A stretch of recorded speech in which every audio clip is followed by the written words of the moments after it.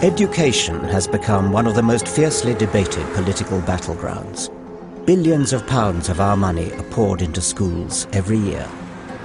But there's an aspect of education that is rarely questioned, a slow, creeping change in the makeup of our schools. 1/3 are now faith schools. I converted to Catholicism. For the sake of your child? For the sake of my child. If you come to our school, they're very much open minds. What we are trying to indoctrinate is a view that faith matters. Some say parents must be able to educate their child in their faith. Do you believe that parents have the human right to choose the education for their children or not? Others fear this is limiting and divisive. To separate yourself off from the rest of humanity is deeply, deeply tragic. Isn't it time for our society to rethink what is best for children? I want to explore the balance of rights between a parent's right to educate a child in their own faith and the children's rights to determine their own beliefs and approach the world with a genuinely open mind.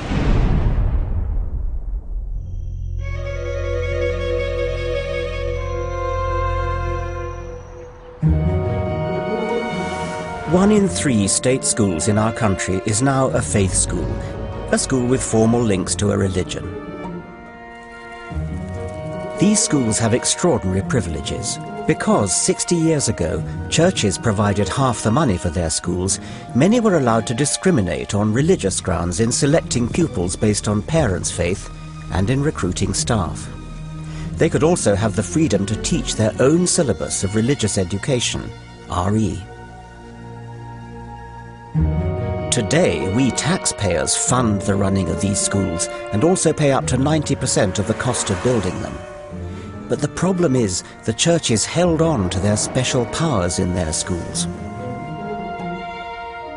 And then the government under Tony Blair made a decision that changed Britain forever.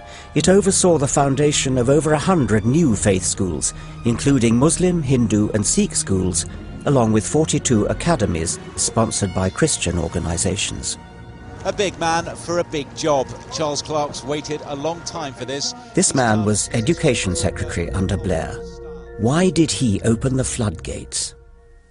You could say, well, we're only going to keep it that you have Christian and a tiny proportion of other faith schools. I think that leads you into serious risk of discrimination in relation to saying it's okay to have a Christian faith school, but for the sake of argument, not a Muslim faith school, which I think is not acceptable, and therefore you've got to have the same rule for all.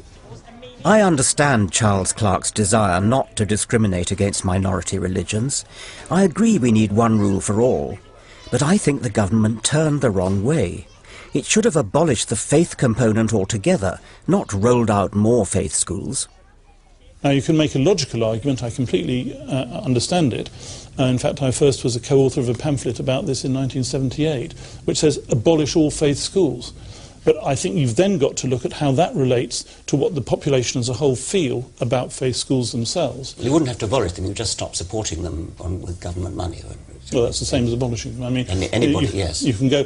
I mean, the net effect of this would be to close thousands of schools in. Let the schools England. remain, but abolish the separation between Catholic, Protestant, etc. No, but you're saying take the money away from a school which has that character. Yes, and but the school could stay. It's got the same buildings, same teachers. No, I understand, else. But you're taking away 90% of their revenue funding.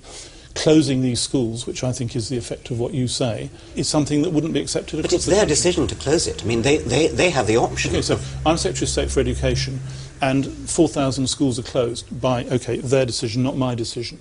But as a result of what I have said, hypothetically, waving your big stick, which you've offered me, I don't think that the society would accept that.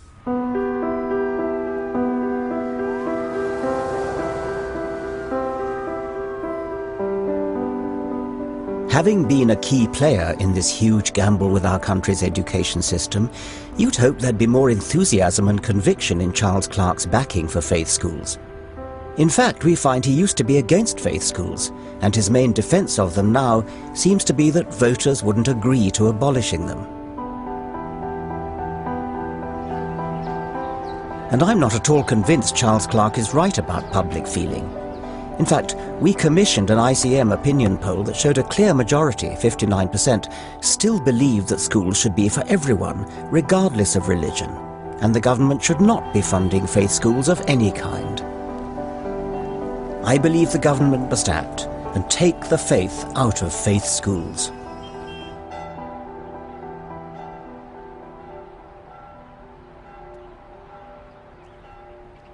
The first and most outwardly dramatic change being brought about by these schools has been a bizarre distortion of parents' behaviour, particularly in the push for primary school places.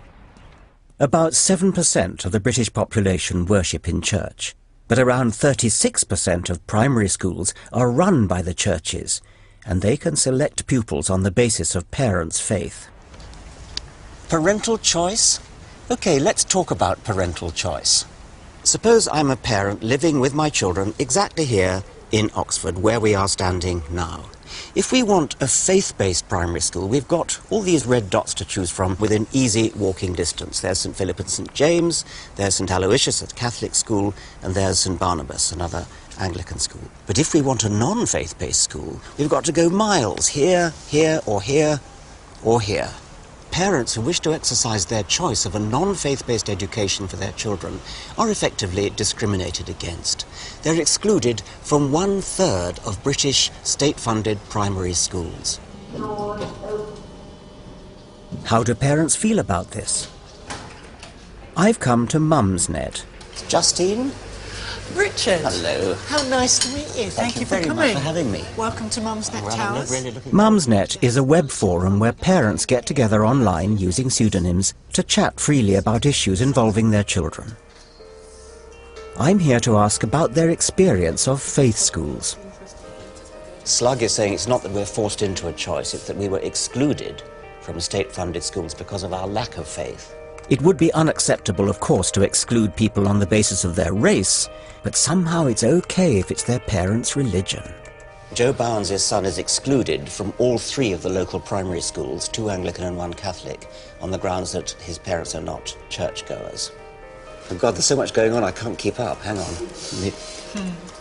If parents don't want their children to be excluded, the other option, of course, is to fake a faith.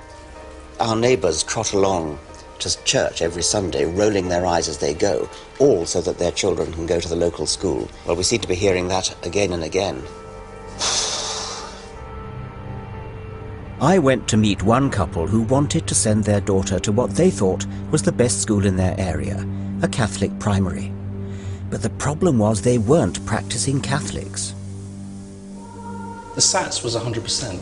So, you know, first child, you want the best of the best for your child. Yeah, we spent 4 years going to church, doing the right thing. You went to church in order to get the child into the school? Yeah. Church every Sunday. Yeah, that's part of the criteria. Attendance, parish priest has to sort of sign you off. You mean he stood at the door and ticked your name off as you walked in? Yeah, not quite, but almost. After church, everyone was crowding the priest to say, "Hi, look, I'm here, I'm here, I'm here." Helen converted to Catholicism, didn't you? Converted to Catholicism? I did. From what? From Protestants. You were brought up? Plymouth Brethren. Plymouth Brethren in Scotland? Yeah. So that was my commitment to my daughter. Did you have to do anything else? Any other hoops you had to jump through? Be nice to the priest. Be nice to the priest in what sort of way? Well, if he had a cough, you get him some cough mixture, or, just generally feed his ego. That's not too serious bribery, I suppose. Was there anything more serious than that?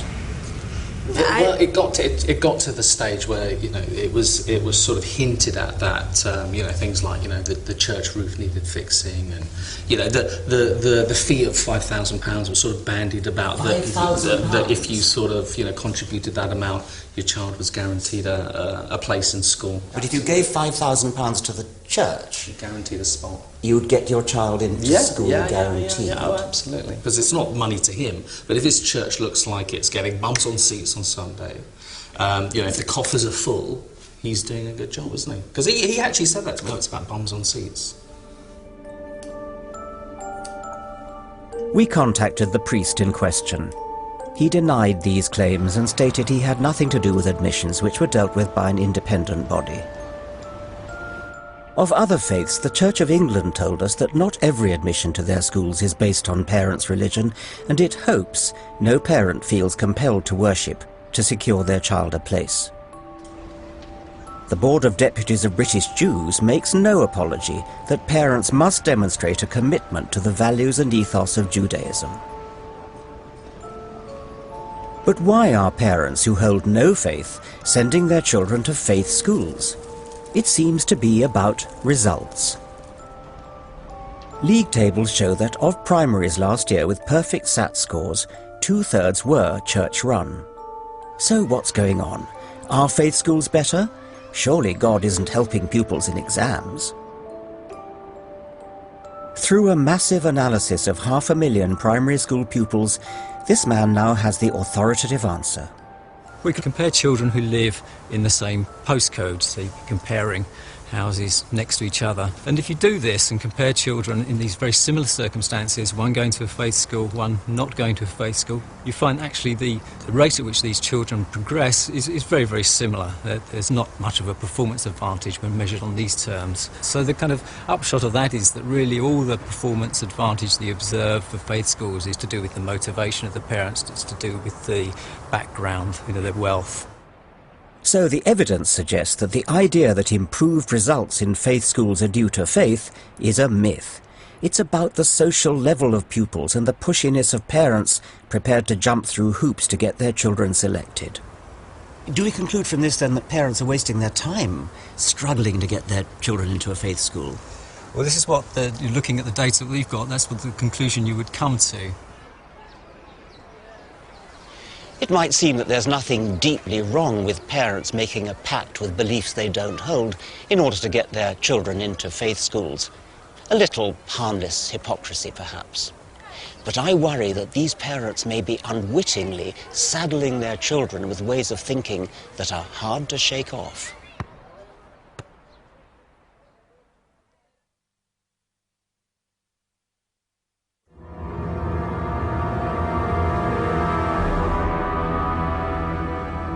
One in 3 schools in Britain is now a faith school, and their number is increasing throughout our green and pleasant land. As a non-believer, I have concerns about this, but not for the reasons you might imagine. Remember now thy Creator in the days of thy youth, while the evil days come not, nor the years draw nigh when thou shalt say, I have no pleasure in them. Perhaps surprisingly, I'm in favour of religious literacy. As we glide over the English countryside, I really feel that in order to understand England, the village cricket matches, evensong, harvest festivals, the weddings and christenings, you need to have an appreciation of the cultural heritage of England, and that includes Christianity.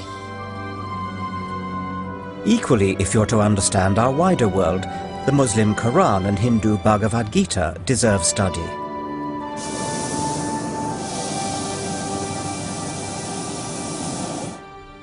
Stay me with flagons, comfort me with apples, for I am sick of love.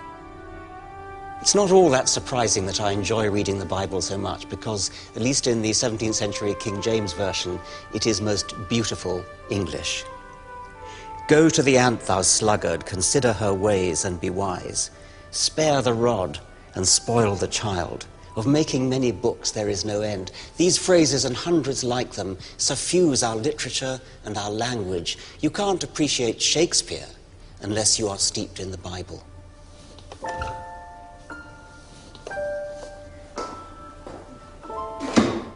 While I think it's important all schools teach about the culture of religion, I'm worried that faith schools are allowed to do far more.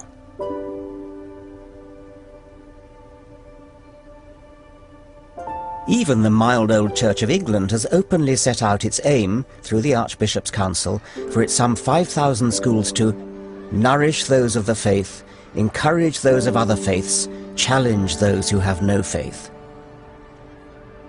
What does that mean for those on the sharp end, our children? I suppose what we are trying to indoctrinate into is a view that faith matters. What you would expect here is to find that the collective worship means something. But the main aim is to not just learn about major faiths, but to have something of an experience of faith. One of the things that's very difficult to do when you're older is to make a decision on something about which you know nothing and have experienced nothing. So it would be very easy for someone to say, oh, religion's all a load of rot, without actually ever having encountered what it's like lived. And so the Christian Foundation enables some of that to be part of these children's experience, not in a way that expects them to sign on the dotted line, but to say, this is what it is like. It's part of your learning and your education to see how it works.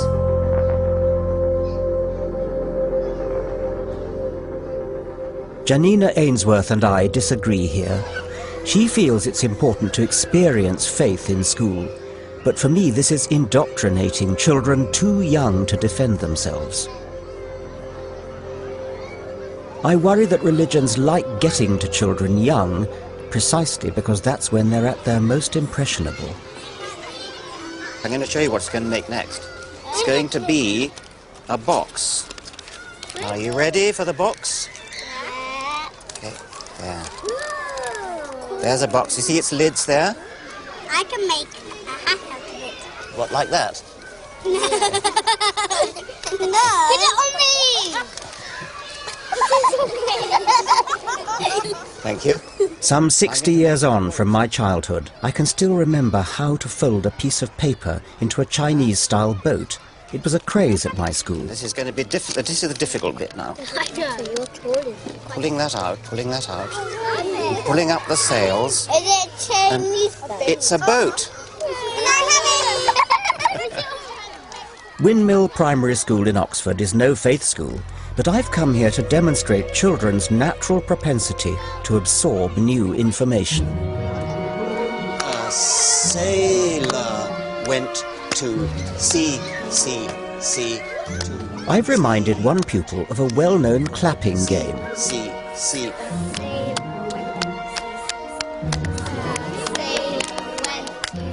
Within minutes, others pick up the game, pass it on to friends, make connections and adapt it with variations.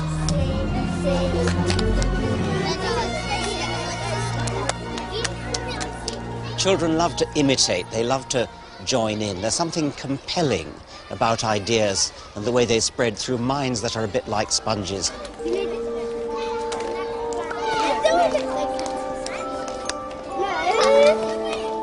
What children absorb at a young age can last a lifetime. Should it really be the dogma and daily rituals of religion?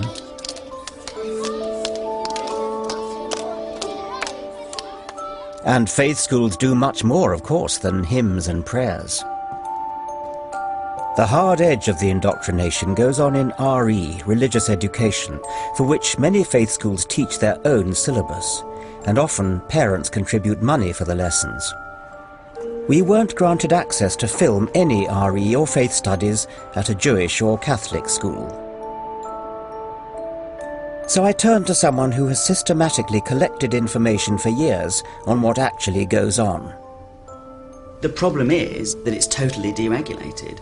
The governing bodies of state-funded faith schools have control over their religious education curriculum. Ofsted inspects the religious education in other state-funded schools, but in state-funded religious schools they have their own religious inspectorates to inspect those lessons. Yeah. Yes. And that really compounds problems in other subjects. So a lot of faith schools, particularly Catholic schools, will teach their sex and relationships education in their RE. Lots of faith schools do the same with citizenship education, so all those subjects become seen through a religious filter. How much time do they actually spend on faith as opposed to ordinary education? Well, we have an example here of a Jewish, state-funded Jewish faith school, where in Year 7, that's the first form in secondary school, pupils have 8 hours of religious instruction every fortnight, which compares with 6 hours per fortnight for science and far outweighs any subject in the secular curriculum.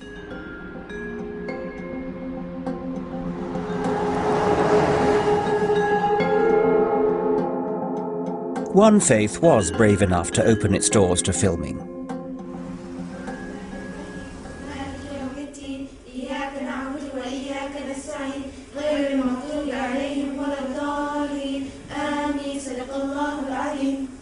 Right, Assalamu alaikum girls. Right, now, we know what we're going to do this lesson. We're going to do some drama. I'm just thinking to myself, how universal is this story?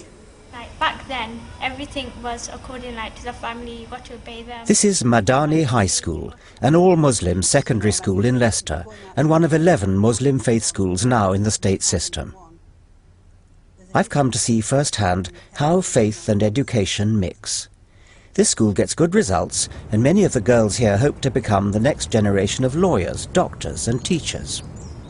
Faith schools are sometimes accused of closing children's minds down by teaching them this is the one true faith, and you get your truth from Holy Scripture rather than from opening your mind to the world.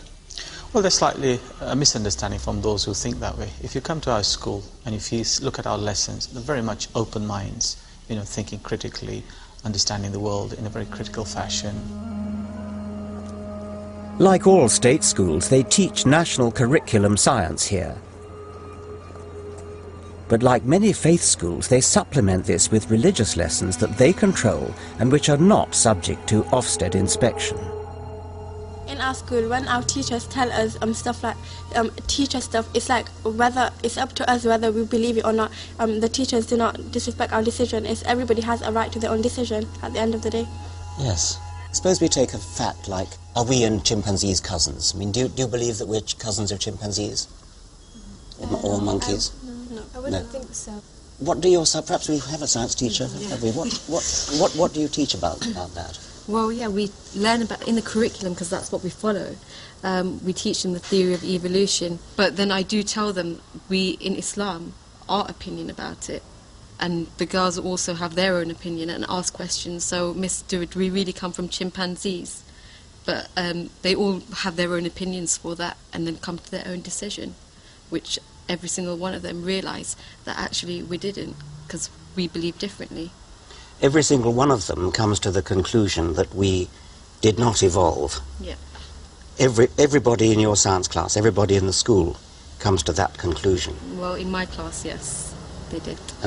How many is that? I mean, well, I teach 60 year 10 students, so right. 60 of them. And all 60 of them end up rejecting evolution. Yes, because obviously they have their beliefs, which is Islam. Yeah, about evolution. Evolution is that human evolved from apes and stuff. But if there are still apes here, then how did human evolve from apes? This is the commonest question I ever get. What's the answer of your science teacher to that? But I wanted to point the question to you because I wanted to know your opinion. Well, I'm going to give you the answer, but we've been told that your science teacher teaches the theory of evolution. I'm interested to know. That's exactly what we teach them, that humans evolved from apes. Yeah. And through natural selection, we became humans. But her question is, why are there still apes? Well, I'll tell you why there are still apes. Firstly, we are not just evolved from apes, we are apes. And when animals evolve from other animals, it's not that they supersede them. It's not that we've evolved from chimpanzees. Chimpanzees and we have evolved from a shared ancestor who lived about 6 million years ago and who was neither a human nor a chimpanzee. There's a bigger point at stake here than evolution, of course. What's worrying is that a school that says it wants its pupils to be open-minded is, through its religious training, also guiding them to reject factual evidence at the very core of science and rational thought. Where does that lead? The school's job is to provide all the information. It is up to the individuals to see what they believe and what they don't believe. So I'd like to leave the choices to these young people. Yes, so you think that matters of scientific fact are a matter of personal choice based on traditional faith? Well, none of the reports that I've read says that evolution is a scientific fact. Just as there's a scientific theory which says evolution is there, there's another perspective, from a faith perspective, that says, no, God created all human beings. But I hope you'll see that from our young people, evolution is only one small thing in their lives, and probably an insignificant thing in their lives. It's not a small thing in the life of a science teacher. She will teach children things which are contrary to the entire scientific community. Now, that's not a small thing, that's actually quite a large thing. If science says one thing and the Quran says the other, who do you go with? Well, I'd like to believe that because science, scientific knowledge and Quran are essentially from the same creator, there won't be a conflict. The conflict will probably arise in our understanding of those facts. Well, that sounds reasonable to me. My advice, if you pardon me for offering advice, it would be, you are never going to win the fight against evolution. It is a fact. What you should do is to look at the Quran and reconcile it with evolution, which is what the Christians have done. In RE, we learned about science and the Quran. By the end of the day, we all came to one conclusion, that the Quran is evidence of science. So, what science has proved to be just recently is already proved in the Quran 1400 years ago when it was written. But that doesn't include evolution, apparently. No, it doesn't. So what does it include? It includes stuff like the shape of the earth, about the mountains, how they secure the earth. And how in the sea the two waters, they don't mix, the salty water and the drinking water, so it's pure for us to drink. They don't mix, but they pass through each other. Salty water and fresh water don't mix in the sea? No, it's like It's a natural barrier. I was shocked that RE elbows out science like this. So you think the Quran is a good source of scientific information? Yeah. Right. Yeah. Yeah. Right, and you're the one who wants to be a doctor, is that right? Yes.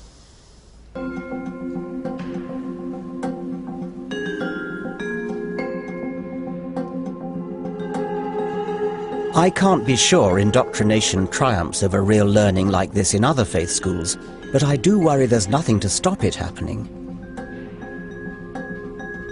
I think RE must be taught critically so that the factual evidence of history and science are properly respected. In my view, RE should be part of a national curriculum and subject to Ofsted inspection like other subjects. The Church of England told us it wouldn't oppose a national curriculum for RE, and I welcome that. The Board of Deputies of British Jews claims critical thinking is intrinsic to Jewish faith education, and their inspectors inspect their schools' RE in a way that matches Ofsted requirements. But then, why not let Ofsted inspect their RE in the first place? I think there's something deeper going on here. Supporters of faith schools claim they're in some way necessary to allow groups to hand their religious culture down the generations. I understand the argument, but what is the impact of this across our society? One former Muslim feels concerned that faith schools are resurrecting barriers where there need be none. When I first arrived in the UK back in the early 1970s, myself, my friends, my family, we encountered a lot of racism and we often felt excluded.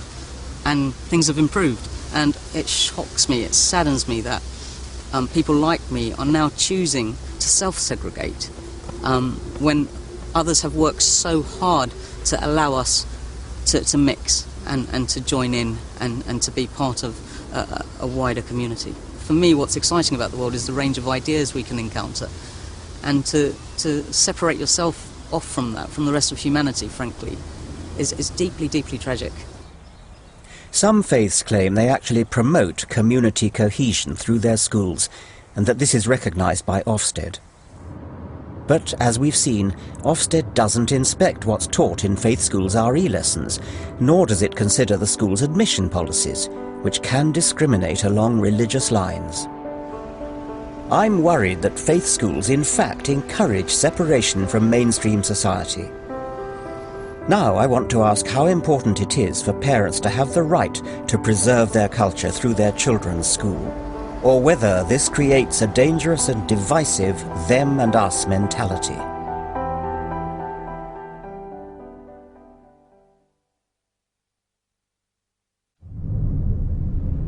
Faith schools are on the march in this country.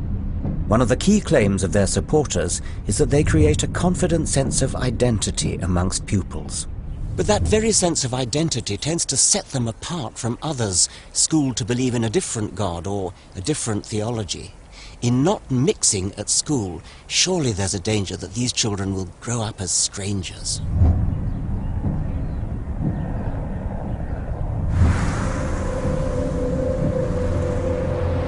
We have a warning from our own recent history about how destructive faith education can be when it helps forge tribal identities. The human psyche has two great sicknesses. One is the urge to carry vendetta across generations, and the other is the tendency to fasten group labels onto people instead of seeing them as individuals. One of the great scars is Northern Ireland, where you can see the badges of Protestant-Catholic divide on walls and flags, on bunting, wherever you look.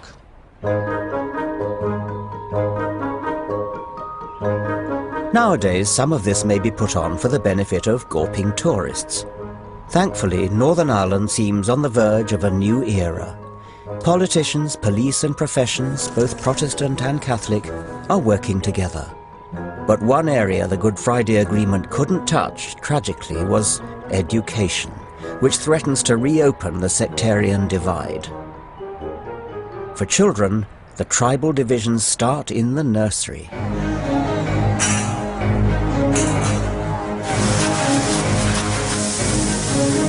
In July 2010, it was reported to be children as young as 9 who led the riots, throwing stones and shouting abuse at the other side.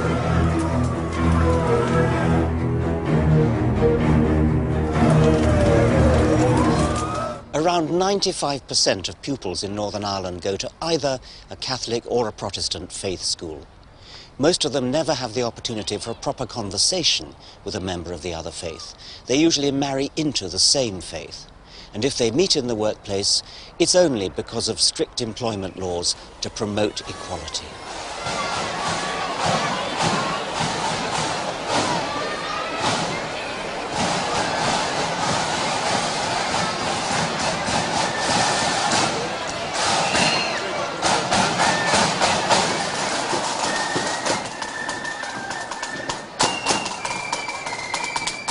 Surely here, of all places, they can't see segregated faith schools as a good thing.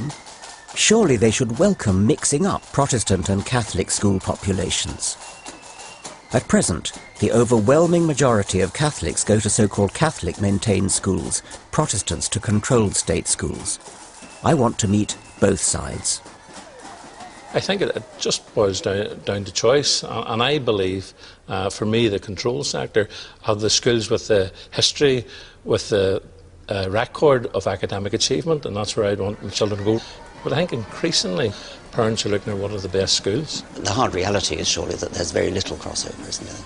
One might say that humans are innately driven to be divisive and to form tribes and to separate out, and there are plenty of ways in which that can happen. Skin colour, language. But religion is a pretty good one to do it with, and isn't it a gratuitous one that we could do without? Oh, certainly not. I think religion's been here for thousands of years and will continue to be until the Lord comes back again. But does it have to be so divisive? I personally don't see it as divisive. You don't? I don't see it. You live in Ulster and you don't see it as divisive? No, I don't see it as a... I see it as us having differences, and hopefully we can work through those differences. Differences relate to our theology, the way we worship. I believe all our churches in need of a reformation, and I'd love to see another reformation come.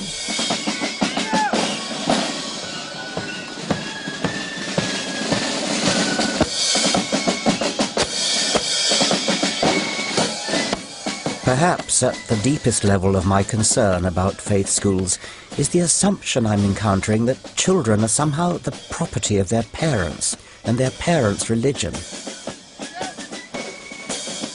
It's all about parents' choice, and I found that strongly echoed on the Catholic side.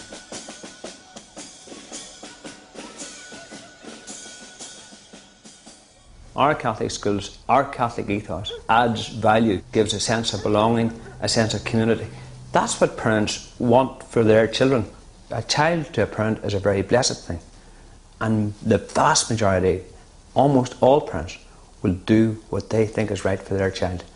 Is that not a legitimate human right? Oh, it's certainly legitimate. Well, but you don't agree with that. Well, I have all sorts of issues with faith schools. But you clearly don't agree with that. Let you state that. Okay. I worry about segregation of children anywhere, not just in Northern Ireland, on the basis of their parents' religious opinions, because it seems to me that religious opinion is a a pretty odd way in which to separate children out. Richard, I think we need to nail this one.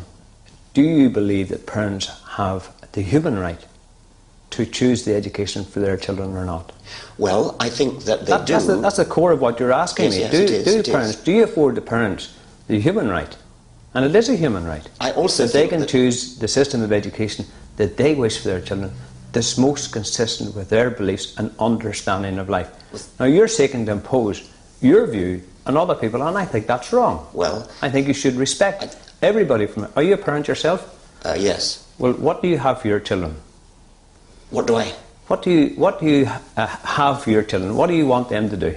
I want them to be open-minded, I want them to be sceptical, I want them to ask critical questions, I want them to seek knowledge for its own sake. I do not want to impose my own views on them. Good, I respect that. Yeah. What you said is a perfectly legitimate view, but you should afford other people the same respect. Once you begin to engineer or you begin to thwart parents in terms of their parental choice, you're really into dictatorship, Richard, and maybe that's where you want to be. No, I don't want to get into that. But that's what you're essentially saying. You come from this from a premise of, here's what you think is right. I'm coming from the premises that parents should be allowed to make choices.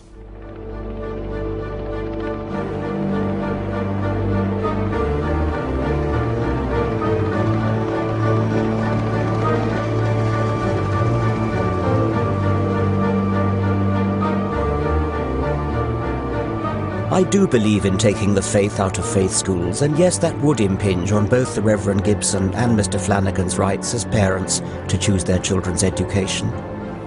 But look at the result of parents' rights as exercised in Northern Ireland.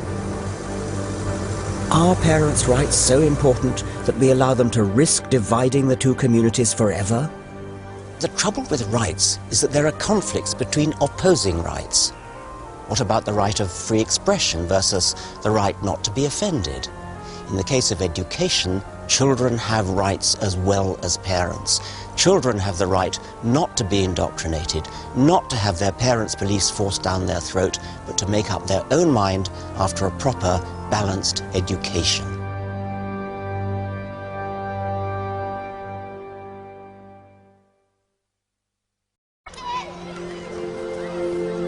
There goes a right-wing Tory child. I see there's a socialist child over there. Group of Lib Dem children over there. What have we got here? A group of logical positivist children. Existentialist child there. It's absurd, isn't it? We wouldn't dream of labelling children like that. And yet when it comes to religion, our whole society is quite happy to talk about a Catholic child, a Protestant child, a Muslim child. Why the double standard?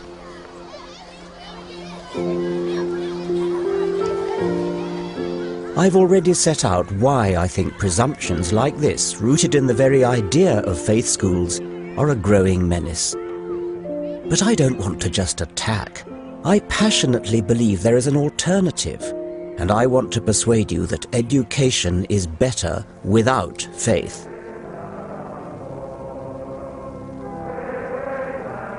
I feel strongly about this because when I was a boy, I thought very traditionally and believed in God.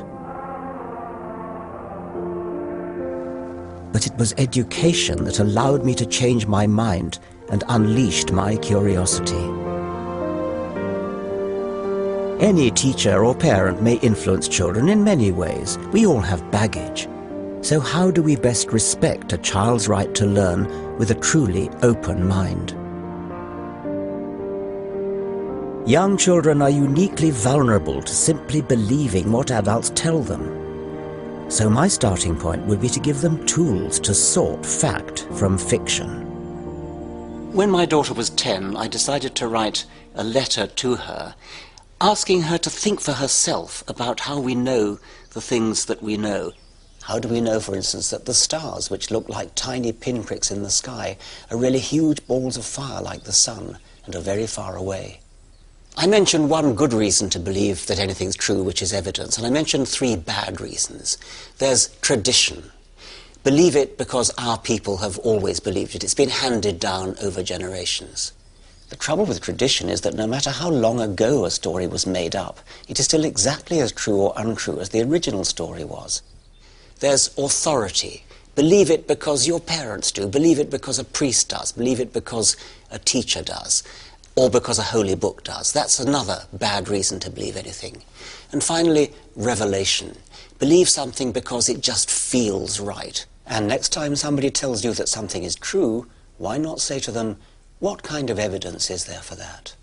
And if they can't give you a good answer, I hope you'll think very carefully before you believe a word they say. Your loving Daddy.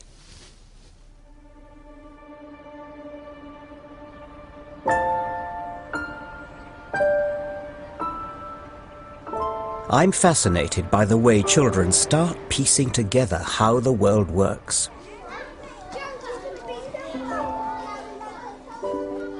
I've come back to Windmill Primary School to look at a new scientific study of how children are naturally biased to believe certain kinds of, ultimately religious, explanations. We've used a variety of different methods, just asking children to sort of spontaneously tell you what they think about the origins of things, and also then sort of presenting them with answers. So what we're going to do is we're going to play a game. We're going to look at some pictures. Dr. Deborah Kellerman is a leading child psychologist at Boston University. You have to pick the answer that makes most sense to you. In this experiment, she poses the children questions like, why are rocks pointy? One person said they were pointy because little bits of stuff piled up on top of one another over a long time. And another person said they were pointy so animals could scratch on them when they got itchy. Which answer makes more sense to you? The animal one with the scratch. Okay then. All right. And here's another one. What you find is kids have a tendency, clearly from about 4 years of age, to endorse a sort of purpose-based explanation, or to give you a purpose-based explanation for the origins of things. Another question she asks the children is, why are lakes still? One person thought they were still and didn't have waves, so animals could cool off in them without being washed away. And another person thought they were still and didn't have waves because no moving water ever ran into them. Which answer makes more sense to you? Animals could be cool without being washed away. So that animals could be cool without being washed away? Animals could wash in them without getting washed away. Okay, brilliant. Because no moving water. Okay, excellent. I suppose a child is surrounded in the home by artefacts, telephones and televisions, all things which actually are designed for a purpose. What we're finding right now is that children really start to do this at the point where they start to understand that artefacts are objects that have been made by someone for a purpose. And that sort of might be orienting them towards an understanding that things are intentionally caused, intentionally designed, and then sort of once they understand that, yes, they're surrounded by these objects that are intentionally designed, then sort of going, well, that's quite a good way to understand everything. Do you think children could be described as natural creationists? In some sense, yes. Insofar as they are attracted to and spontaneously invoke sort of notions that things exist for purposes, and sort of that's associated with their notions that these things have been intentionally caused, so intentionally caused for a purpose, sort of in many respects sort of mimics what's seen in religion as creationism. Sound like now you up for that? I think so. You think so? Brilliant. Okay. So, children naturally tend to assume meaning and purpose in things, even where there is none. This, of course, gives religions, with their own presumptuous but unfounded sense of purpose and meaning, a peculiar advantage. That's why it's all the more important that religion is put in its proper place, as it is in normal schools like Windmill, and not allowed to get in the way of children's questioning minds.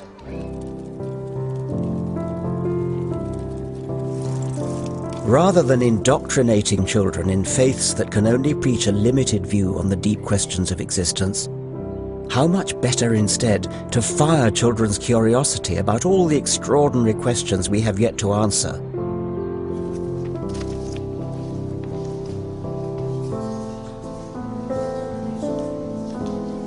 At Windmill School, I'm going to take an alternative assembly. I'm hoping I can share with these children something of what I wrote to my own daughter. and get them to ask me questions. When I was your age, I pretty much thought that anything that a grown-up said must be true. But that can't be right, can it? Because different grown-ups say different things and they don't always agree. How do we know what's true? You've probably all heard about a great big meat-eating dinosaur called, do you know what that's called? T-Rex, that's right. Yeah. Tyrannosaurus Rex. Now, if I tell you that T-Rex was about as long as a double-decker bus and was taller than an elephant, it'd be very sensible of you to ask me how I know these amazing things. So evidence is a good reason for believing. Our greatest responsibility in education is to unleash children's curiosity and never limit their questions. You and I are really very lucky. We're lucky because we live in a country with a long history of thinking for ourselves and asking questions. We're lucky because we live in the most extraordinary world. It's a real world of real evidence. And I hope that you'll enjoy finding out much more about its wonders.